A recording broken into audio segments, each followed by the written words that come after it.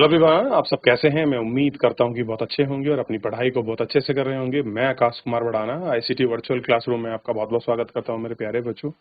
जैसे आपको पता है मेरे प्यारे बच्चों, बेसिकली हमारी आपका जो है मेरे प्यारे बच्चों 10th क्लास है और 10th क्लास में हम लोग हिस्ट्री को कुछ मोस्ट इम्पोर्टेंट टॉपिक या पॉइंट्स और हम लोग कर रहे हैं इस समर कैंप के दौरान। और हम लोग उसी में पढ़े थे 1857। बहुत कुछ हम लोग पढ़ चुके थे, जान चुके थे ये आखिर में क्रांति क्यों हो रही थी, क्या इसका स्वरूप था, किस किस रूप में हुई और कैसे ये पनपी और बढ़ी है। इन सबको हम लोग एक एक करके बड़े अच्छे से आपका देख चुके हैं, इन पर हम लोग बात कर चुके हैं और हमने इनको देख लिया था। तो यहाँ तक किसी प्रकार का कोई डाउट, कोई क्वेरी मेरे प्यारे बच्चों की? कोई भी डाउट, कोई भी क्वेरी है किसी प्रकार का? और हमने इसमें पॉलिटिकल जो कारण था वो हमने देखा, तो क्या केवल डाल्टनबर्ग का डॉक्ट्रिन ऑफ लैप्स ही केवल कारण था? तो हमने कहा नहीं, ऐसा कारण नहीं था, और बहुत सारे मुद्दे थे। ठीक है, उसके साथ हमने वो भी देखे, क्योंकि हम केवल डॉक्ट्रिन ऑफ लैप्स को ही नहीं मान सकते। क्लियर है? और उसमें बहुत सारे मुद्दे भी इसमें हमने गिने और हमने गिनकर देखे थे। क्लियर है? और रॉबर्ट क्लाइव भी इसमें रिस्पॉन्सिबल रहे थे। ठीक है, तो इन सारी चीजों को हम लोग आपका पढ़ चुके हैं। दिल्ली सम्राट की स्थिति को हम लोग देख चुके थे। अवध पर कैसे कुशासन का आरोप लगा और कैसे कृषक वर्ग, युवा, जमींदार सब लोग कैसे खिलाफ हुए इनके, उन सारी बातों को हमने इसमें देखने का, जानने का प्रयास किया। नाना साहब के साथ क्या स्थिति थी, क्रीमिया और अफगानिस्तान वाला मुद्दा किस प्रकार से पनप रहा था, ये इतना हम लोग देख चुके थे। फिर हमने देखा कि भारत के समाज में कैसे उन्होंने आपका इंटरफेरेंस किया, सती प्रथा को बंद किया, जो था हमारे यहाँ बाल विवाह था उसको बंद किया, दास प्रथा थी उसको बंद किया, और बहुत सारे ऐसे कार्य जो भारतीयों को लगने लगा कि भाई ये हमारे धर्म में क्या कर रहे हैं, हस्तक्षेप की नीति अपना रहे हैं। इसकी वजह से बहुत सारी बहुत चीजों को लेकर उनके साथ कॉन्फ्लिक्ट हुआ और हम उनको देखा कि वो कौन कौन से ऐसी चीजें थी जिन पर हम बात कर रहे हैं। आइए आगे बढ़ रहे हैं। तो हमने देख लिया कि भारतीयों को मारना, पीटना, स्त्रियों से अत्याचार, भेदभाव, रंग की नीति का पालन करना आदि क्रूर कृत्य, कृत्य का मतलब होता है अपराध। रेलवे के प्रथम श्रेणी के डिब्बे में का सफर, होटल, क्लब, संस्थान, बड़े बड़े पद अर्थात भ्रात सम्मान की वस्तुओं और भारतीयों के लिए निर्दोष हुई। रेल के तार आदि प्रचलन को भी भारतीय अपनी संस्कृति का प्रहर माना। जेल की छावनी में सबके लिए एक स्थान पर भोजन बनाने की भारतीयों को अपना धर्म भ्रष्ट समझा।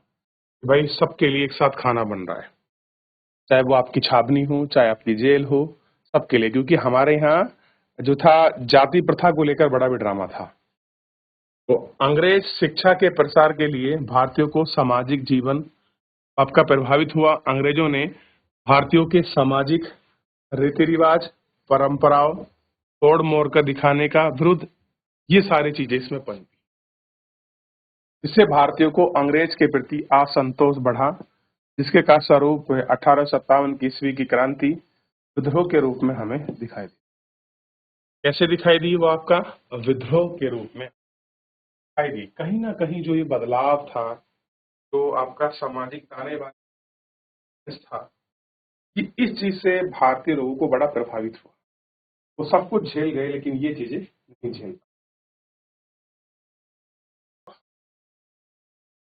हिंदुस्तान की सामाजिक व्यवस्था शुरू से ही धर्म पर आधारित थी और जीवन धार्मिक संस्कारों से नियंत्रण था। किंतु अंग्रेजों ने कुछ नवीन कार्य जैसे शिक्षा का पश्चात प्रसार, हिंदुओं से धर्म के विरुद्ध समझा। 1813 ईस्वी में कंपनी के आदेश पर ईसाई पदाधिकारियों को भारत आने की सुविधा मिली। इसके पश्चात भारत में ईसाई संख्या बढ़ती चली गई। एकमात्र लक्ष्य भारतीय ईसाई पर जोर शोर से प्रसार करना। पदाधिकारी घूमकर ईसाई धर्म का लोग प्रचार करने लगे। ईसाई धर्म में लोग अपना लेते और संस्कार की उन्हें सुविधा दी जाती। ये सारी चीजें भी होने लगी थी। अब हमारे यहाँ संस्कार अलग है, उनके यहाँ अलग है, हर चीज। अंततः धार्मिक प्रतिक्रियाओं के रूप में अपना असंतोष अंग्रेजों के विरोध का एक अंग बन गया। अब क्या हुआ कि धर्म का जो प्रतिकार था अपना अब एक असंतोष बन गया और वही अंग्रेजों के विरोध का कारण रहा। पादरी लेफ्टिनेंट के नाम से जाने जाने वाले धर्म प्रचारक ईसाई की प्रशंसा एवं हिंदू और मुस्लिम की निंदा करते थे। होता क्या था? ईसाई प्रचारक क्या करते थे? अपने धर्म की प्रशंसा करते थे। हिंदू और मुस्लिम धर्म की वो क्या करते थे? आपकी निंदा किया करते थे। सेना, स्कूल, अस्पताल इत्यादि को धर्म की छावनी बनाकर किए जाने वाले धार्मिक आक्रमणों से सांस्कृतिक की प्रक्रियाओं को अनिवार्य बनाया। ईसाई हेतु सहायक नियुक्तियां पदोन्नति को दिया। जो लोग ईसाई बने उनको आर्थिक सहायता मिली, उनको नियुक्ति करी गई, उनको पदोन्नत किया गया, उनको लोक लुभावन किया गया ताकि लोग लोक लुभावित हुए। इससे धार्मिक द्वेष की हत्या दी गई और धार्मिक कटुरता की चिंगारी धीरे धीरे बढ़ी, जिससे आग जाकर दानव दमन का रूप धारण कर लिया और 1857 ईस्वी में विद्रोह का जो स्वरूप है, जो स्ट्रक्चर है, वो हमको वो स्वरूप स्ट्रक्चर इस रूप में देखने के। क्लियर है?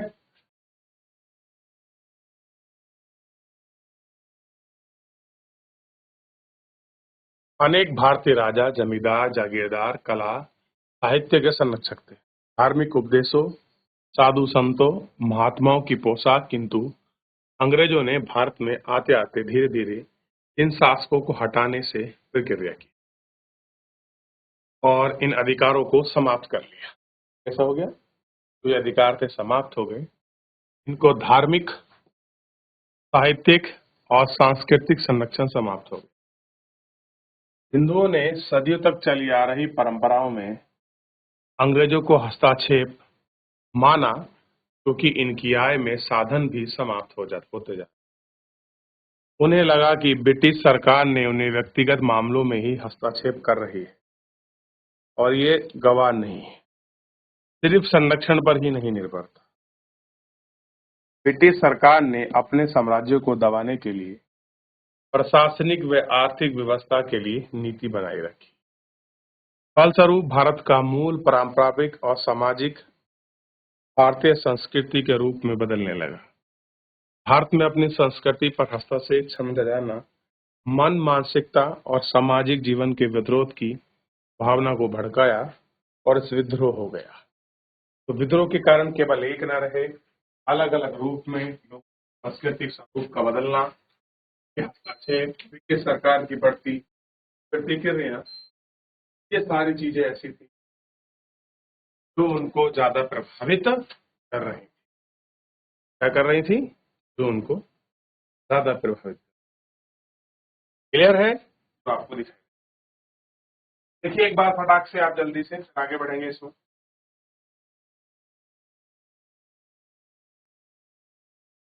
हो गया। आर्थिक कारण को हम लोग देखते हैं। अंग्रेजों की आर्थिक नीति भी भारतीय व्यापार के उद्योग के विरुद्ध थी। पहले जो अंग्रेजों की आर्थिक नीति थी वो क्या थी?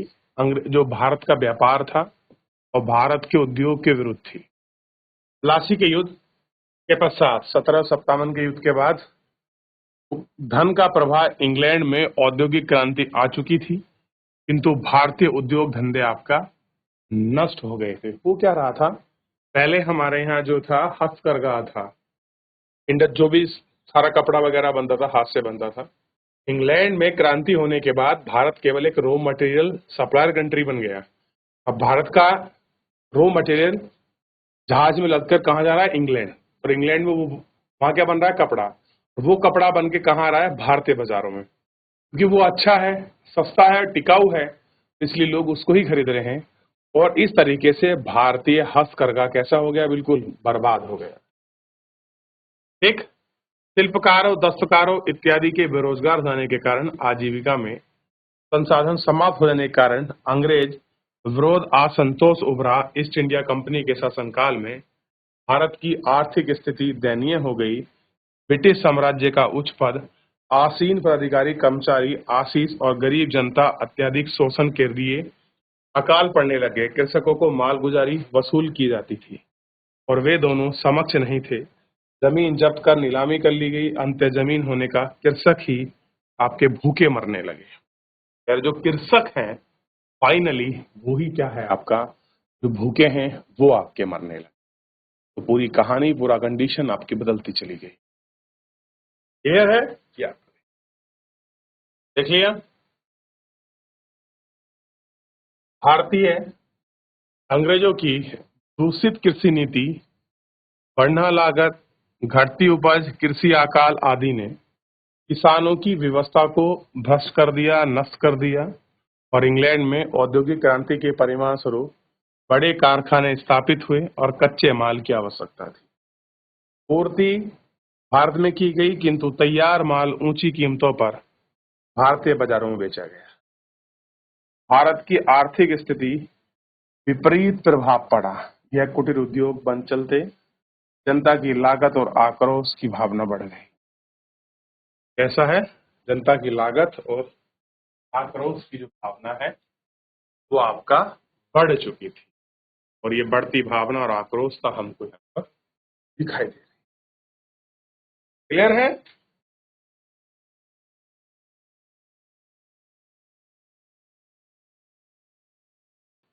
समाचार पत्र का प्रकाशन। अब ये तो कारक हुए, अब कुछ समाचार पत्रों का भी प्रशासन हुआ। 1857 की ईस्वी में समाचार पत्रों ने भी विद्रोह में होने वाले का महत्वपूर्ण स्थान दिया। कि जो क्रांति के विचार थे कि क्रांति हो रही है, वो समाचार पत्रों के माध्यम से एक स्थान से दूसरे माध्यम पर गई। सन 1857 में ईस्वी में विद्रोह में सबसे आगे था पयालम ए आजादी के नाम से किया गया, और जंगे ए आजादी एक तरफ का मुख्य पत्र था। इसके संपादक थे अजीमुल्ला खां, जो प्रकाश थे वो थे बहादुर शाह के पुत्र बेदर बख्त। ये दिल्ली अखबार अंग्रेजों के विरुद्ध हिंदुस्तान रियासतों की घटना पर विलंब और प्रतीकों के माध्यम से छपते थे। कैसे थे?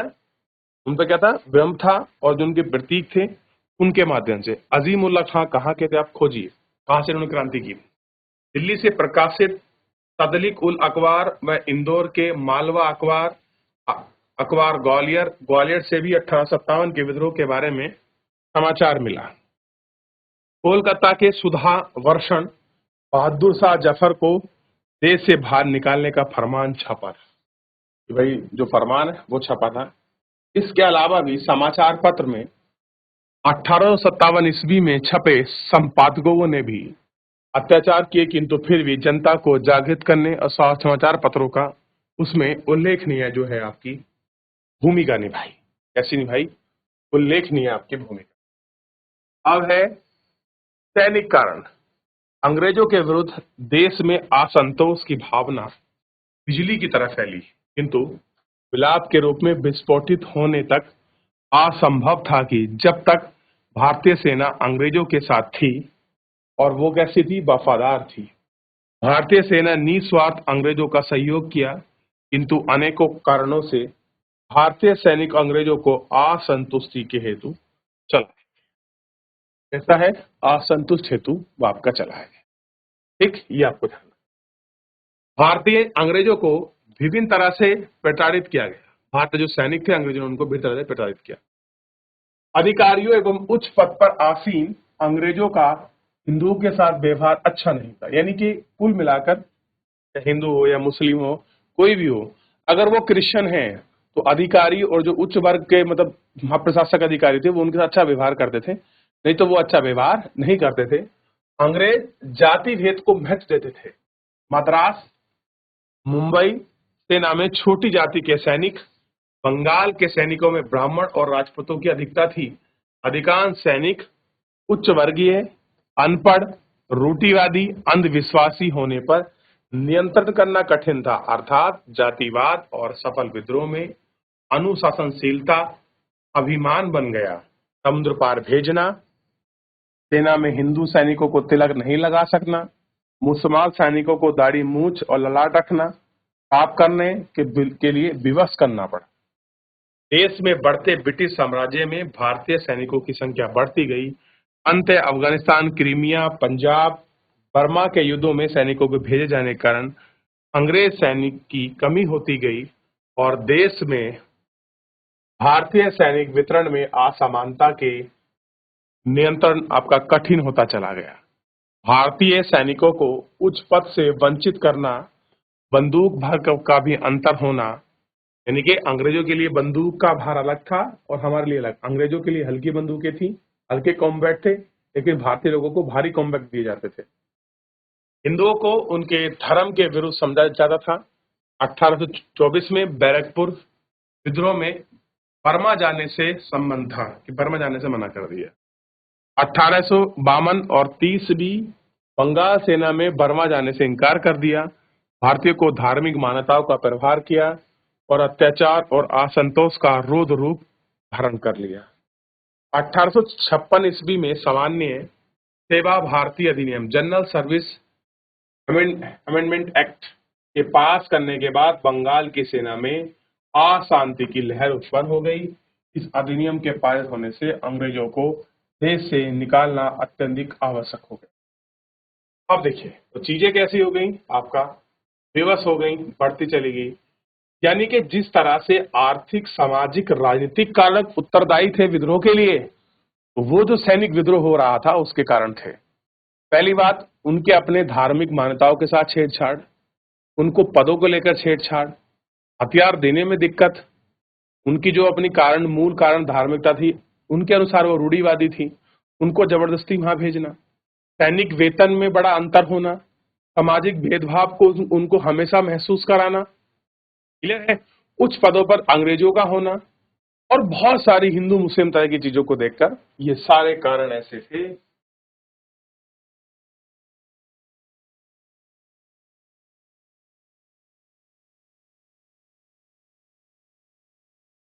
तत्कालिक कारक चरबी लगे कास्तूर। अब तो विद्रोह का तत्कालिक कारक बना वो क्या था? चर्बी वाले कास्तूर।